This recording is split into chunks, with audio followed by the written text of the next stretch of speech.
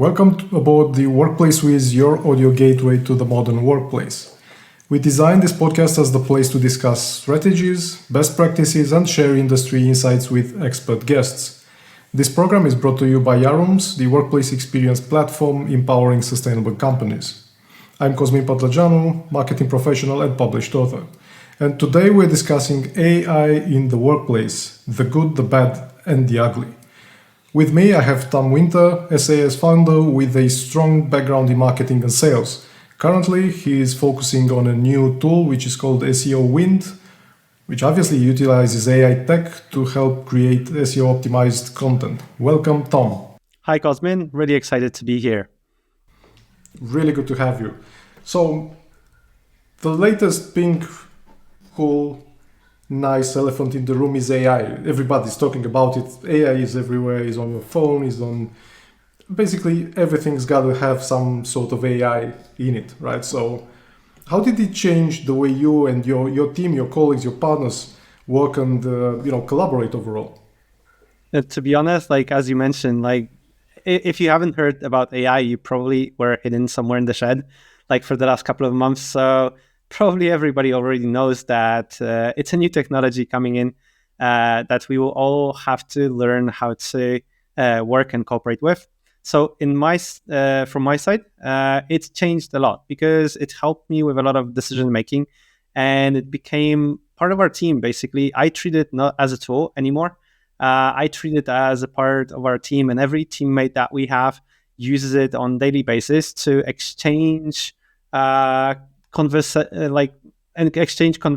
conversations and discuss certain things to get the best values out of whatever we think and to help us out with a lot of decision making, to be honest, because AI can be helpful, but you have to know what it is, what it's not, what are the superpowers of AI, and how it can collaborate with you, how you can collaborate with AI to make the best possible outcome. So it's a part of our team. Basically, it helped us to grow internally, increase our ROI, and to amplify our skills. That's fantastic to hear. So, yeah, basically, as you mentioned, whoever hasn't heard of AI lately is probably living somewhere in the woods, disconnected. And I was just thinking, because you mentioned you have AI basically as a teammate. I actually can't remember about a technology that got adopted so well and so fast, and on such a scale. At least in the last couple of decades.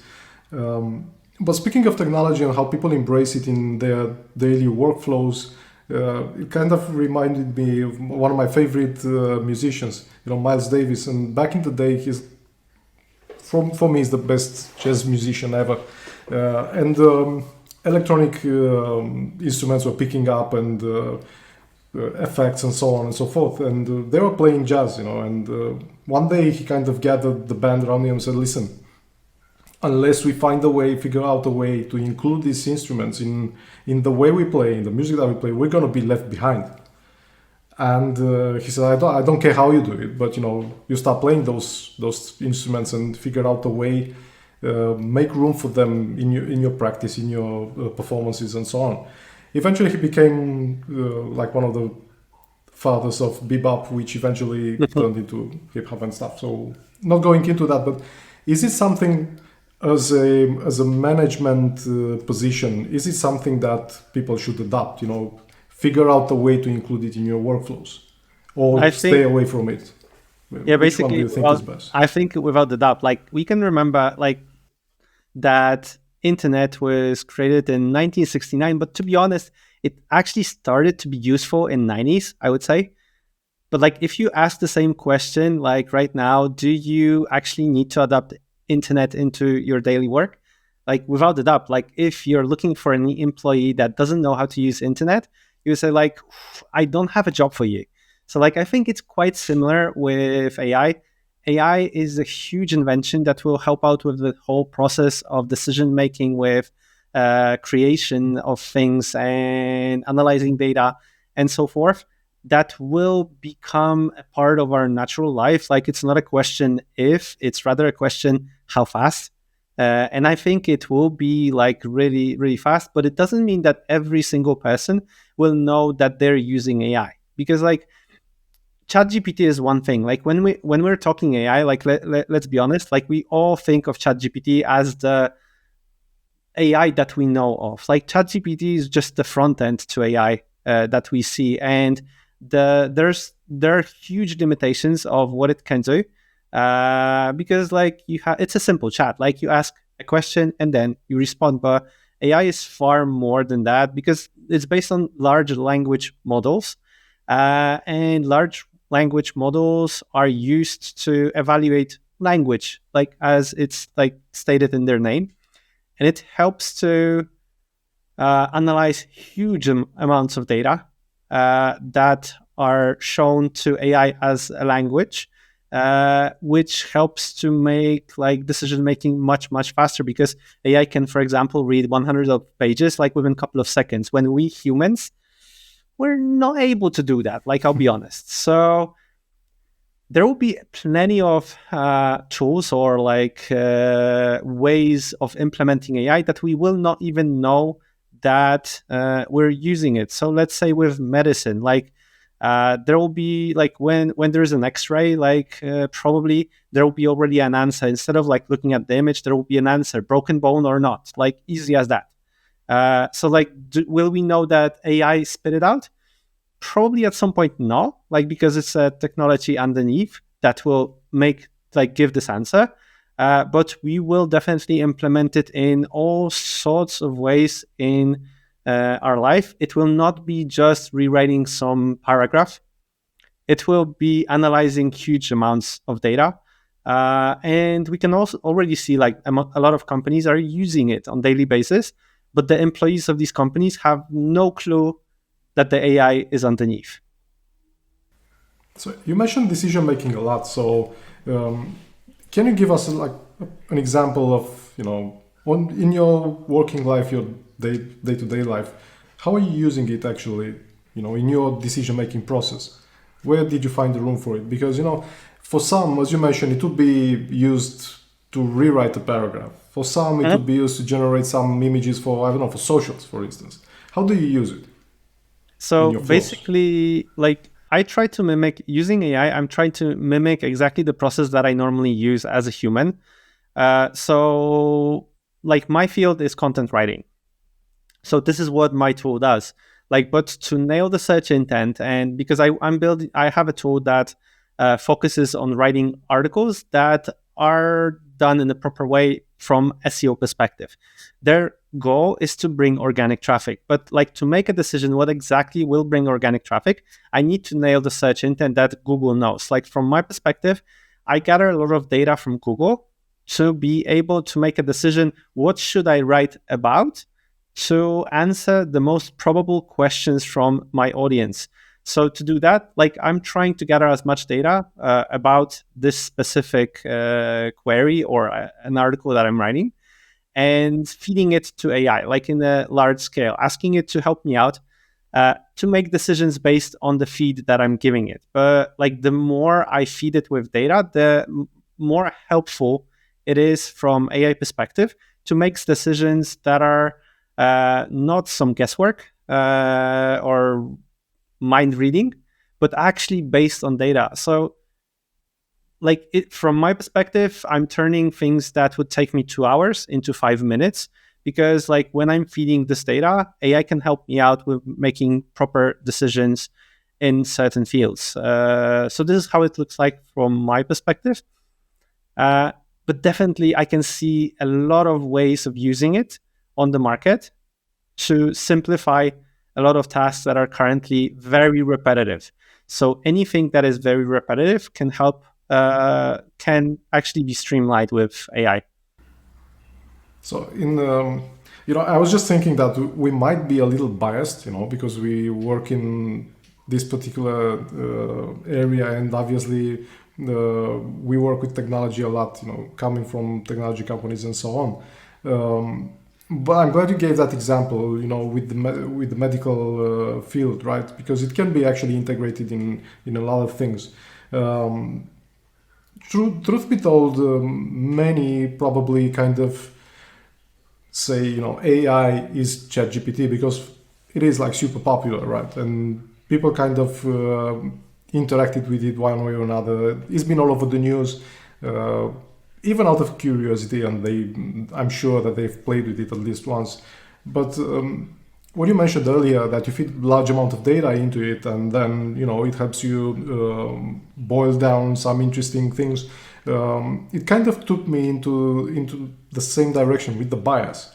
So in our making processes, we always have a bias, right? We as humans, because of our, the way we are educated, the environment that we are brought up in, where we work, and so on, kind of gives us some biases. How does it play with those? I mean, does it take into account your biases? Do you tell it not to? How do you play with it? I'm curious. So basically, the bias that I see in AI is based on the data set it was trained on. So this is the biggest problem always with AI. But it's always like it's trying to give the most probable answer based on the input that we give it. Is it biased? Probably not. Every single time that I don't get the answer that I was looking for, I'm trying to rather see the blame on my side, that I didn't ask it in the proper way. I didn't feed it with the right data to get the most the answer that I was looking for. But definitely you can spot some bias in AI, like because of the data set. One of the most well-known, I would say, like that examples of that is if you treat it politely. Like there are some research based on that. If you treat it like with a polite manner as you would treat another human, then you sometimes get better answers than when you're rude to AI. And I think it's not humor on the AI side. Like that's how I explain it. But like the data sets of rude kind of communication between people, generally speaking, are weaker when it's like goes to knowledge than the ones that are on a level of communicating between professors on MIT. So like it just tries to mimic exactly the situation that it was trained on, the data set that it was trained on. And maybe this, for example, comes from this perspective. So basically based on the language that we use and kind of how we communicate, it also will be driven into a biased environment, I would say. But that's my opinion. Like I don't have any proof for that. I've read about Right. these studies, but it's all based on what's the input on your side. Like so in IT, we had a phrase like garbage in, garbage out for years. Yep. We used it for years. And it's the same with AI. You have to understand, like people have to understand one thing. AI is not a search engine. Like, and right now, because ChatGPT looks like it looks like, so it's a chat, people think it's a search engine.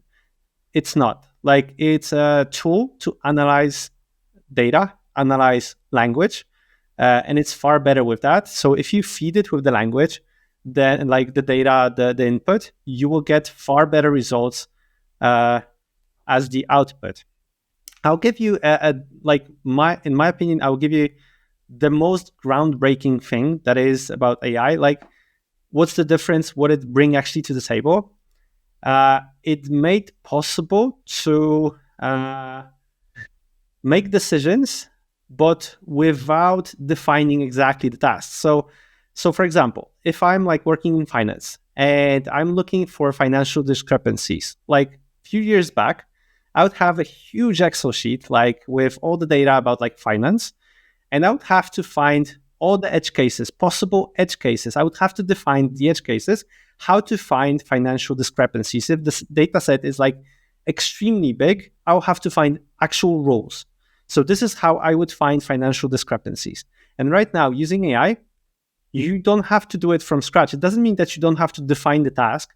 You have to explicitly say, like, what do you want to do with the task? But it's not needed to define all the edge cases because we're counting on AI to find some edge cases for us. So can you please help me out with finding like discrepancies there? It's basically closer to communication between humans. So like if I talk to my colleague in finance and tell them like, please find discrepancies, and especially look at this kind of situations because we had them in the past. So like these are some examples from discrepancies that we found in the past, but you don't have to think about all the edge cases, possible edge cases there. So defining the task, it's much simpler because you don't have to think for the algorithm. Algorithm will a little bit help you out with thinking. Maybe the first output will not be perfect, but then you will tune in like a little bit, like tell it more what it should do.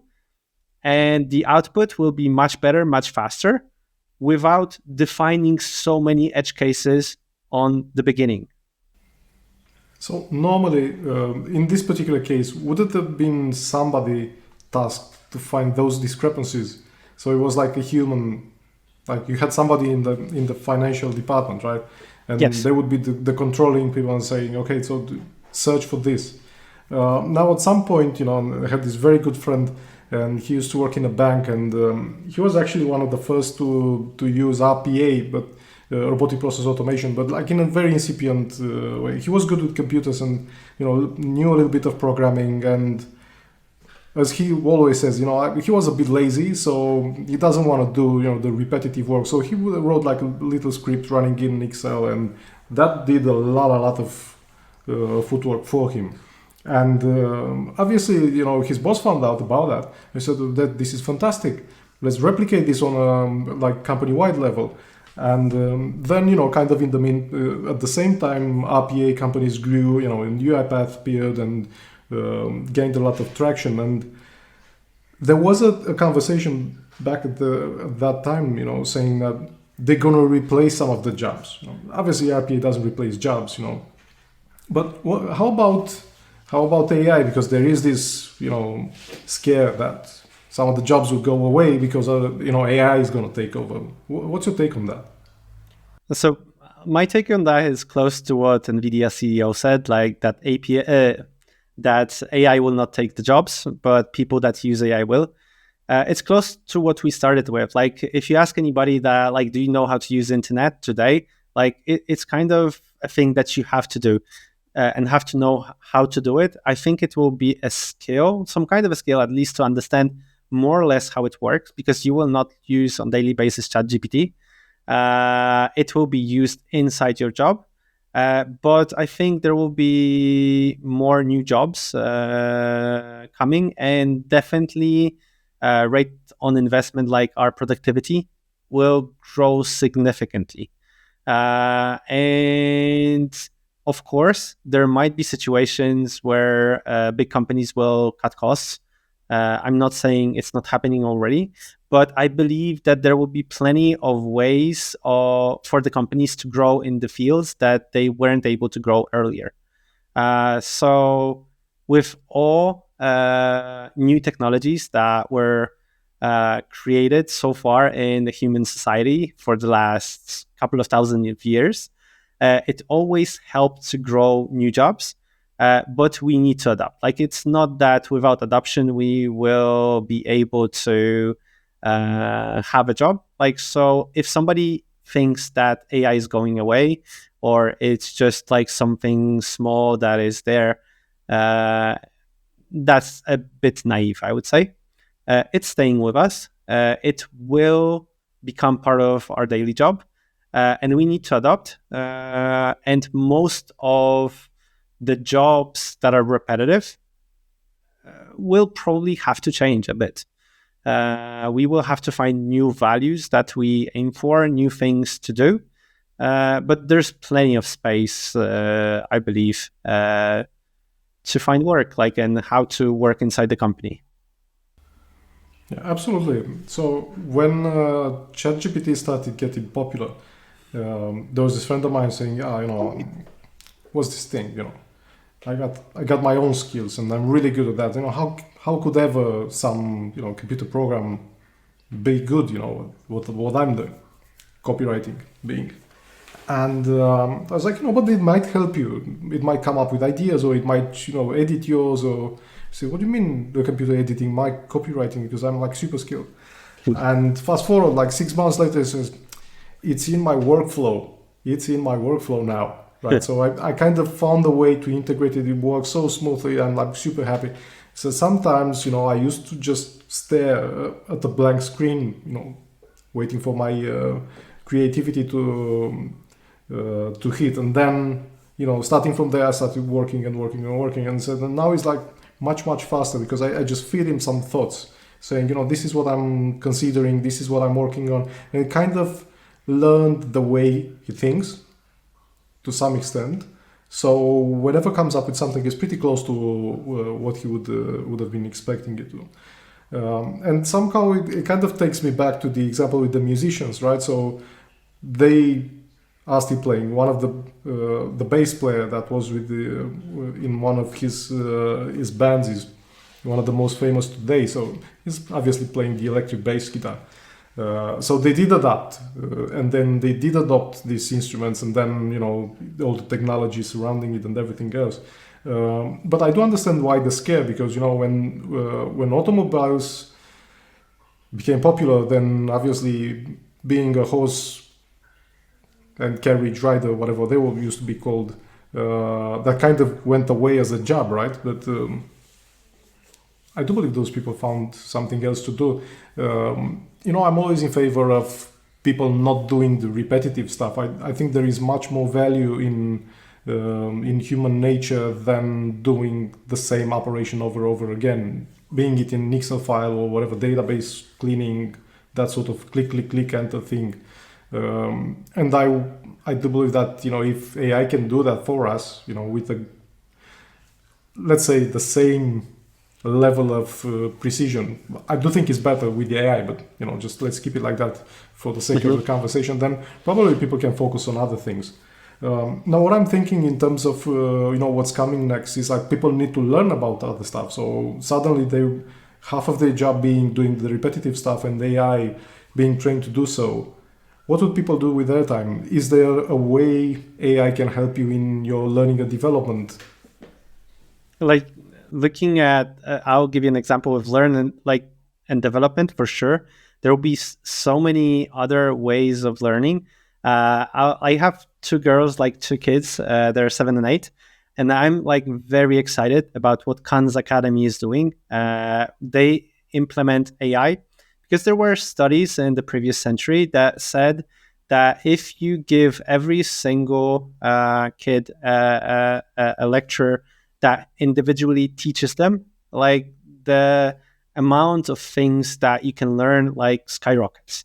And basically right now, looking at AI can become your own tutor in a sense, to help you out with understanding certain skills and how to learn them, how to develop, because it understands also what you know right now. It's not a course that is just repeating the same thing over and over, but it actually, when you discuss with things what you've learned with AI, with courses using AI, it actually understands where you have a problem with understanding certain things and what kind of things you need to start understanding that. So basically with kids, you can see it with Khan's Academy, it's pretty amazing what you can do with kids. But the same thing will go into teaching adults in jobs, new tasks, because every single person learns things in a little bit different way. And we lack knowledge, certain knowledge in different places. So this way, we can personalize the whole education process, which will speed up adding knowledge and adding skills to every single job, which will change a lot. So I think it will redefine the way we learn things. And you think this is something that we should do on a personal level in our private lives, or is it something that companies should also adopt in their learning and development programs? Because large companies have these programs, along with the career path development and everything connected to developing their workforce. Do you think there is a way we can include it there? I think both. Definitely companies will think about it, how to adopt new technologies into learning process of teaching process of the employees. But we can do it also on our side. And definitely that would speed up the process. The problem with AI and implementing AI technology in so many spaces, we haven't seen so far anything that was adopted in such a pace and had such a big impact on the human society. I think, as an example, government is not at the pace of creating new regulations according to AI. Like they can't keep up the pace. So the same with companies, big companies, the speed of which it develops is far beyond whatever we saw so far. So I think it has to go like from bottom to top and top to bottom, like both ways. If we can help out and start learning new things, definitely we have to stop doing whatever we did a year ago. We have to reevaluate where we can go and think about things, how we can be more productive and how we can use AI in our work. Like, again, I'll go back to my kids. Like last year, I would say like to my kids, like if they ask me, what job is the future of work for you? If they ask me this question, I would have one single answer. I would say like become a developer, become an engineer. That's the future. Like it will be something that is really amazing. And definitely you'll find a space there. Right now, looking at GPT, I don't know. Like I'll be honest. Like I don't think I would have the same answer because like I treat development. I'm a developer myself. Like a little bit. I know like how to code. Like it's kind of being a middleman between business and the outputs, so like the software that they create, where they're actually trying to resolve the problems that the business said they are needed to be resolved. And GPT is also the middleman there. So I'm not saying that GPT will exchange all developers right now, but definitely it will reorganize how we produce software, for example, and what kind of skills in development are needed. So do we need more architects? Probably yes. In software development, these architects can define from the strategy perspective, how to build software, how to organize it. And I think like these architects will become really important from the perspective of development. And it goes, it's exactly the same in other niches. So like there will be architects of sales, architects of marketing, architects of certain fields like project management. So they will design how to approach certain problems, and AI will definitely help out to resolve the problems.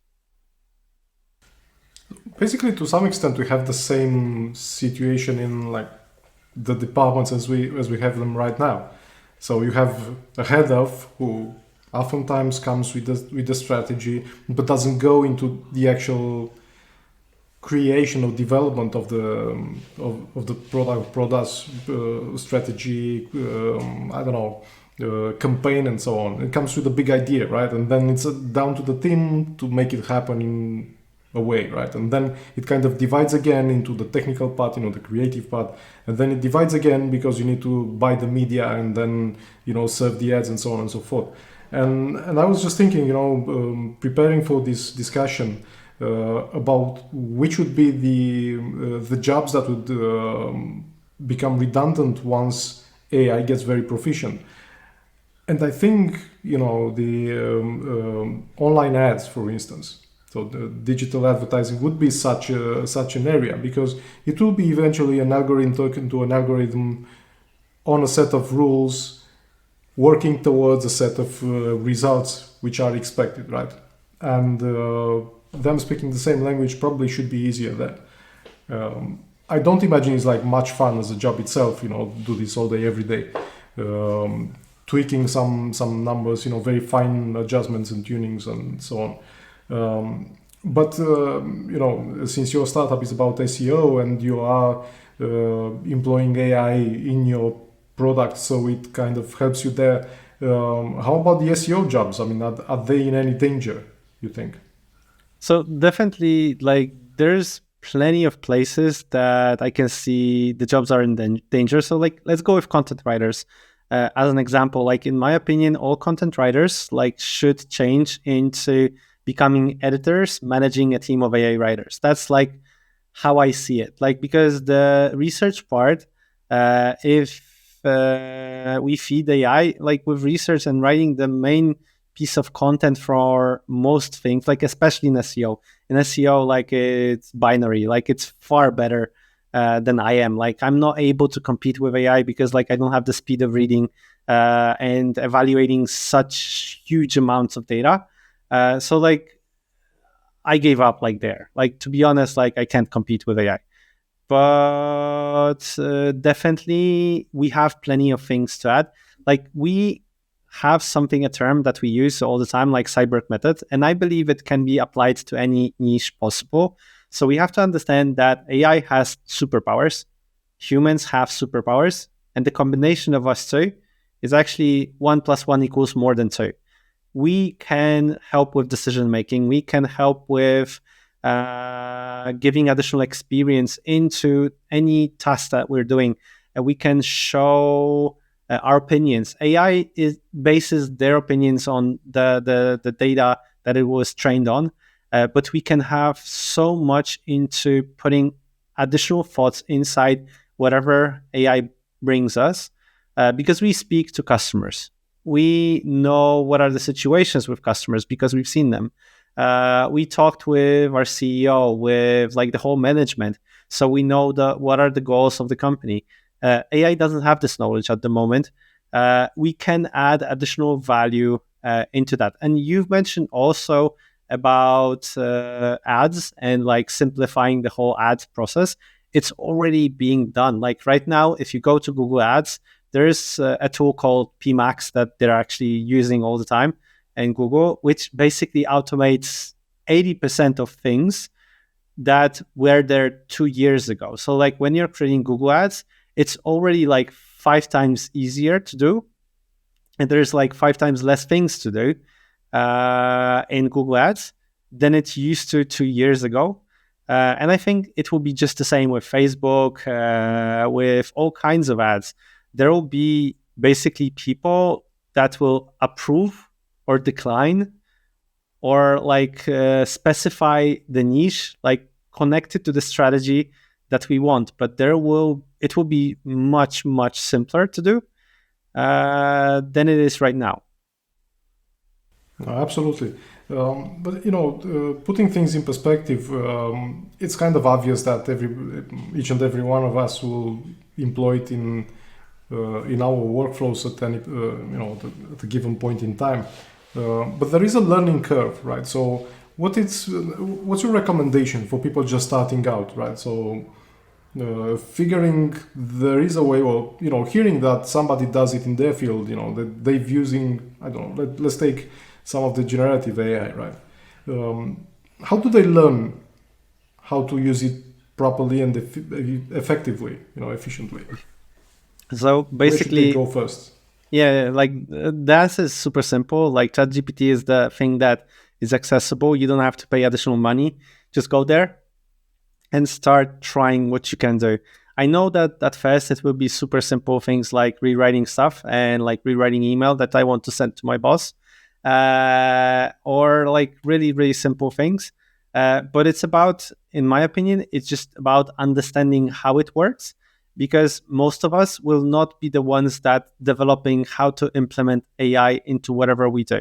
Because as I said in the beginning, in most cases, we will not even know that we're using AI for a specific task. We will get data like that is thought through by AI, and we will be able to make decisions. But like in the process, definitely, it's useful to understand how AI works, how it, like what it is, what is a large language model, like what kind of output can I get when I ask a simple question, what kind of output can I get when I define a little bit more context. So like just try and test it out. But mind, like, I don't know in what companies you're working. Like a lot of big companies at the moment, they're a little bit against using AI, like in many cases, for a simple reason, because they don't know what kind of data, like what's happening with the data that you input into AI. They're not that wrong, I'll be honest. So like look out for what you're adding to ChatGPT if you're using ChatGPT. Is it according to the rules you have in the company? But like in my opinion, safe with most cases, but be really, really careful with not adding like specific data that you shouldn't into ChatGPT.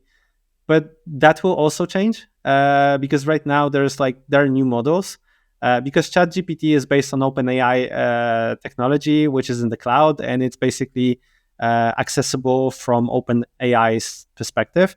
But what's changing? For example, Facebook, so Meta released Llama 2, which you can close in a box. Like you can actually install it on premises and create an environment that is in a closed box. So basically, big enterprise will be able to implement AI into the data sets that they have and start evaluating data that they have inside because it will be safe. I think this week, Falcon, another model was released, Falcon, I think 180B. So it's like based on 180 billion parameters, as far as I remember.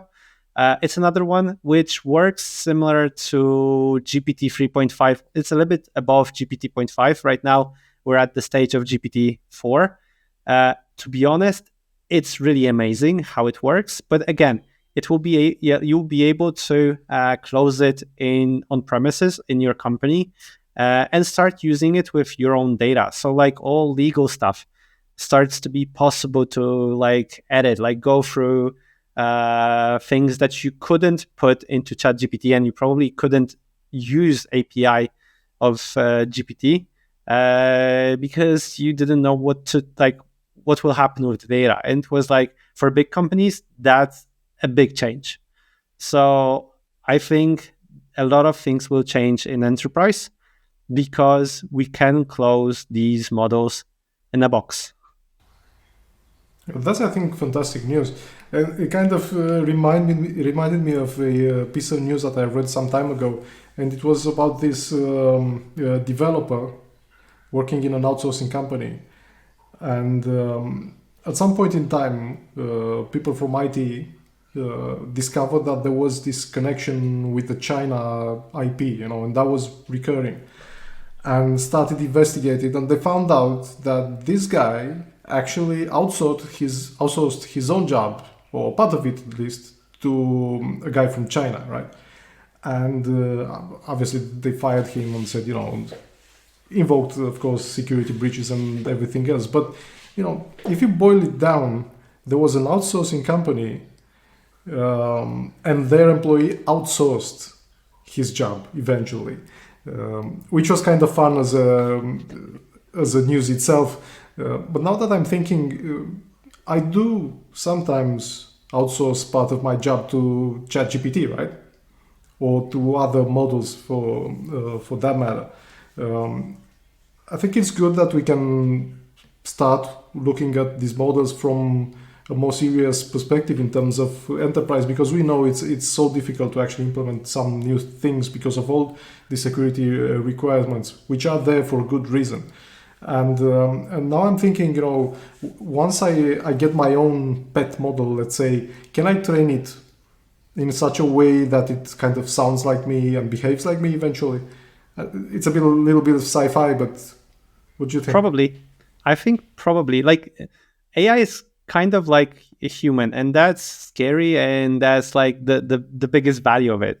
So like there was, I think, a study from a professor, I think from MIT, like I might be wrong, because one of the things that EU, I think, implemented is that we can ask a company that has our data to delete our data, right? Like this is a law in EU that we have. And the problem with untraining AI is that it's physically almost impossible. It's like me asking you, like, don't think about a blue elephant, right?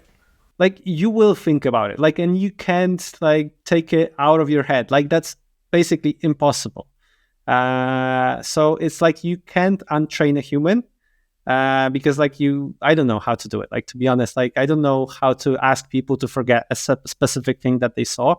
And it's similar with AI. So that will be a problematic thing, but definitely we can train AI with specific set of data to react in the way we expect it to. So it's basically, it's our, we have to do it from our perspective. There is a really cool, I will give you an example of a really cool project that I love. It's called Chat Dev. And this project is an open source project on GitHub that helps to create software. And they thought, instead of asking directly ChatGPT about help me to create a specific thing and write me code for a specific thing, they thought let's divide the team. We have a normal team in development. We have a CTO, front-end developer, back-end developer, Python developer, somebody from database, architect, and so on. They thought let's divide chats into a couple of roles and give them a couple of different obstacles and different skills, define them in a different way and let them talk about the project from different perspectives and then execute and create the code. And there was a research that within most of programs, of course, they were really simple, were defined in less than 7 minutes by them talking to each other. First, starting from what kind of technology we should use, how it should be the architecture of the system should be designed, and so on. What will be the front end, how we should define the front end. And they were talking to each other. So actually, there were a couple of different types of AI, actually with different objectives, that were able to discuss together how to tackle the problem. And it works amazingly good, I would say, from this perspective. So we can teach AI to behave in a certain way to be able to achieve best possible results. That is also a little bit scary, and I must admit, them talking to each other, coming up with solutions, with ideas, brainstorming, all sorts of things. But this takes me to a different angle. So there are some misconceptions, right, about what AI can do and cannot do. And we've also read about, when you trust it so much and you don't actually validate or verify the results, you can end up in a tight spot. And there's that famous example with the lawyer that went to court with the research done by AI, and it kind of hallucinated a non-existent case. How would you advise people to approach that? So what are basically the limitations now, and what should we be looking at and be mindful of? So it works, I would say, really similar to a human. So anything that you expect from a different human, to work with a different human, I would expect the same things from AI. So as humans, we make mistakes. AI also makes mistakes. So I would input as many procedures in working with AI to help to evaluate the stuff that it creates as possible. Just I would treat it exactly as a different human. So if I have data, I would like to have resources that tell me about this data just to check it out. When you are looking at any dissertations, there are Sure. annotations of where did I find this data, or how did this data was provided. So probably it will be in the future that we will expect from AI to behave exactly as humans, to tell us more about where it took the data from. But from our perspective, we need to evaluate if it hallucinates or not. Hallucinations are it's funny that we're talking about hallucinations, that AI is hallucinating. We as humans, we are hallucinating. It's basically the same thing. So if I'm a coffee drinker, I love coffee. And for example, if you ask me how many people in US drink coffee, I would probably have a rough guess, how many people drink it. And I would give you some kind of data, which would be basically treated if AI gave the same answer. So I would say 80%, which if AI said 80%, it would be hallucination. When a human says it, it's oh, you probably like know more or less the market. It's an opinion. Yeah. It's an opinion, exactly. So like AI takes into account the whole data set that it was trained on, and it's basically the whole internet. And it takes different pieces of data and it combines it together, just like a human does. Like whatever we say, it's based on our experience. So when we heard like data that 85% of Americans drink coffee, and we know like in Europe, like it's let's say 75, so probably somewhere in Asia, like it can go around these numbers. That's our experience. And we can guesswork like pretty accurately based on experience and data that we've seen so far. We will not remember exactly the percentages, but like we have a rough guess, and AI will work in a similar way. That's why like we should fact check it.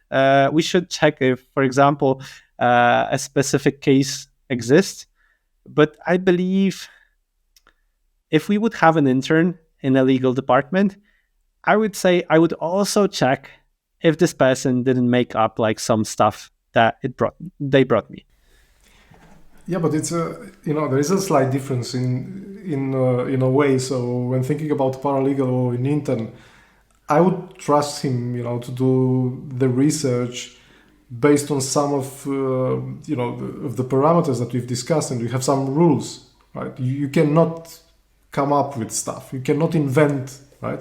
And it's kind of the same expectation that I have from a calculator, right? So if I bring up the calculator right now and I ask it to do like 10 times 10, I can't really be expecting it to be wrong, right? So Agreed. I would definitely be expecting it to be right, because that's why I'm using it. I cannot but you're using the calculator. Trust it. Yeah. Yeah, but you're using the calculator in a way that it was designed to. And I'll come back to something that I said in the beginning. AI is not a search engine. So like you have to deliver the data. So like from the legal perspective, for example, I would have to deliver all the data based on some kind of research into AI, and then ask him to do the same thing, to evaluate the data that I just brought. And I'm like 99% sure that it wouldn't hallucinate, because I gave context, even if it's like 100 pages of context, even like 200 pages of context. Right now, like GPT has a limit of 32,000 tokens of input, which is basically 27,000 words. It's a huge input, like a lot of pages. I would say like not readable from a human's perspective in 1 minute. If you deliver the data, so you have to categorize the data somehow. And if you deliver the proper data into AI and ask it like, write me this and that based on this data, it will do hell of a job, like really good job. That's a good perspective. I was thinking, about AI adoption in terms of workplace and our professional lives. And during the past few years, we've been using a lot of tech. Due to the pandemics, all the remote work and then hybrid. Do you think this is as timing is better for AI to be adapted, so people kind of got used to using various technologies in their professional life? So do you think it's easier to adopt AI right now? Is it like a good fertile soil for adoption? Probably yes, because we're open to changes, because of the whole situation with hybrid work and like how it's adopted right now. I think definitely it might be better and easier to do it right now. And it can be adopted in like really various places, both from management perspective, to analyze data about the workplace, to make decisions like that are based on data. Because one thing like is to have data, the other thing is to use it. And I think it's like really, really hard to use data at scale. And like looking at the workplace, if you have to analyze everything that you have in the workplace, for example, from productivity to like how much is working from where, and like what's the ROI on investment like that we have in specific fields, what kind of activities bring us the most value. it's really, really difficult to evaluate all this data. Even if we had it, like we wouldn't be able to analyze it in the proper way. So like definitely AI can help us out with analyzing huge amount of data. Because like I have this term that I use: a fool with a tool is still a fool. So basically, if we have a tool that we're not using and we're not able to evaluate data from it, like you can live without it. Like it doesn't matter. So if it's not impacting the way you behave, and you doesn't help you with, for example, decision making, it makes no sense, even if it's the best tool in the world. And I feel in many cases, in many niches, that we are using a lot of tools, but it's really difficult from our perspective to make decisions based on the data that we're pulling from these tools. These data are there, but like it's really, really hard to make decisions based on that. So I think make sense of them. Yeah, exactly. And that will be helpful. Finally, we will be able to have BI tools that will give us an answer. Instead of like defining dashboards, we'll be able to ask, like, can you find this data in this data set that we have? Can you pull out this from me? And I will not have to think about edge cases, like how should I define a SQL query to pull out the data, because like I will not have to know SQL. I will actually use my own language that I know from the moment I've learned it in my childhood, and I will be able to ask AI to help me out with understanding specific sets of data, as an example. Yeah. So speaking of childhood, when I was a kid, I used to love Pif et Hercule. It was this magazine, the French magazine, and in one of the, it was like a comic book sort of thing. There were these friends, Pif and Hercule, and in one of the episodes they were in the Stone Age, and somehow from the future here comes this excavator, bam, and it just pops in front of them. And what were they doing? They were shoveling rocks into the cup, and then use the machine to dump them somewhere else. But they were doing like the digging and filling the cup and then doing the delivery with the machine. And to some extent, I feel it's like the same way we use it right now, right? That this all tech, it's like we figured out some use cases. We know there are some things that it can do for us, but I feel that there is much more to it. And we've been discussing these considerations, right? The legal part and the privacy part, and the risks to companies which decide to employ it. What other considerations are there in favor or against integrating it in our professional lives? So basically, definitely what you said, like, so legal part, like IP rights, because this is like a whole big talk out there that like I don't have an opinion on that because I'm not a lawyer. I'm not able to discuss it. And also like what happens to the data, just to understand it. Because to be honest, like I've read a little bit, like and listened to a couple of influencers in AI, like people from really that are in AI for the last 20 years, and we understand less what's happening inside AI than inside a human's brain. We don't know exactly how these decisions are made. Probably if we put all the physicists that work currently on the string theory into evaluating what's happening in GPT-3, and right now we're on GPT-4, they would be able to understand it in about like 20 years. At that point, like we would be probably at GPT-10. But it's really hard to say what's happening inside and how these decisions are made. So like looking from this perspective, we can ask it to make specific things and like do specific tasks.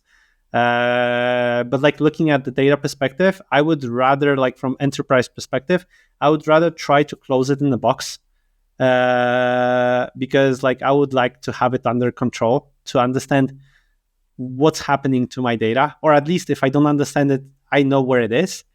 So that's my approach. Like, again, I'm not some kind of an engineer in AI. I know how to use it.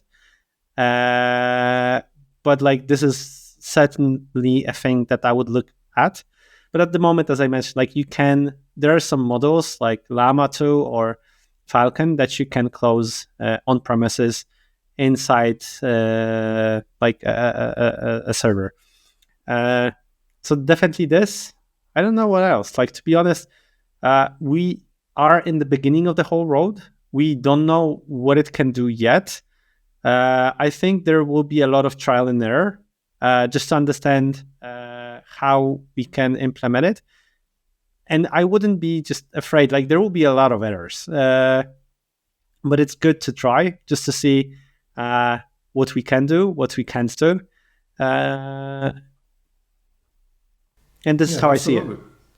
So I was just thinking, when you mentioned that we know even less about how it works than we know about the human brain, which we don't know a lot about, No. to be honest. And also, that's Exactly. That's not a very happy point to start with. But yeah, I do agree. It's interesting. I read about that thing, that if we would manage somehow to get all the physicists working on string theory and have them work only on understanding on how that works, so. It's a funny thing whenever we discuss about Google's algorithms and how SEO can improve this and that. It's always like, well, it depends, because we can't know for sure how that works either, right? So I wouldn't be surprised if we don't learn much about the insides of GPT, for instance, for quite a while. That doesn't mean it doesn't work eventually. It's that the process of trying to understand its intricate processes is slightly different than it performing up to par. So I was just going to ask you, because you mentioned some of the new stuff that's been announced in the last couple of weeks. Do you and also speaking about errors, right? Are there any fails that you are aware of, which are good examples for us not to use it blindly? So we have that example with a lawyer, which is kind of famous right now. But what other examples do you have? I mean, because it might be the case that some are, they've read about it and they said, okay, I will integrate it and, just give it everything and wait for it to make a decision, tell me what to do next and so on. What would be some cautions? Yeah. I don't have like any specific, but they definitely data privacy would be one of the things that I would look at. Because we can't untrain AI, and like if we feed it with data that it doesn't supposed to have, definitely it might leak in a way that we can't control.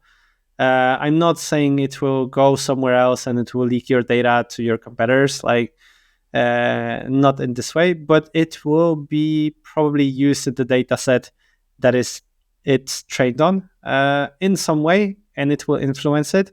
So I would try to avoid it. Like, I haven't heard many cases of somebody that used AI in a like way that it shouldn't. Like, AI will do exactly what you ask it to. This is the main thing that AI will do. If the definition of the task is wrong, like, it will do like wrong things, and it can actually like a human. If you ask a human to do things that they're not supposed to, they will do them probably. So but they will fail many times, right? So if I'm asking a possibly copywriter to change oil in my car, they will do it eventually. With what consequences, I don't really want to think about, right? Yeah, I understand. Yeah. So it's been a great conversation. I'm just I've got the feeling that we're just scratching the surface with it. For sure. And I'm really, really curious, how the whole workplace will gonna look like in 1 year. So what I propose is we reconvene sometime in the future and see, what has changed in the meantime. Whatever GPT we are at that point, and how people use them, and the adoption rate for that matter. Yeah, thanks a lot. It was really, really a great talk. As you said, like, we're just scratching the surface, and we will see like what kind of changes are happening in the workplace. I think let's expect that plenty of things will change, but let's also think that the change is always good, and it can bring a lot of additional things into the workplace that we really enjoy. Thank you very much, Tom, and also for the closing thoughts. And hope to see you soon on our podcast. Thanks a lot. Cheers. Have a great day. Cheers. You as well.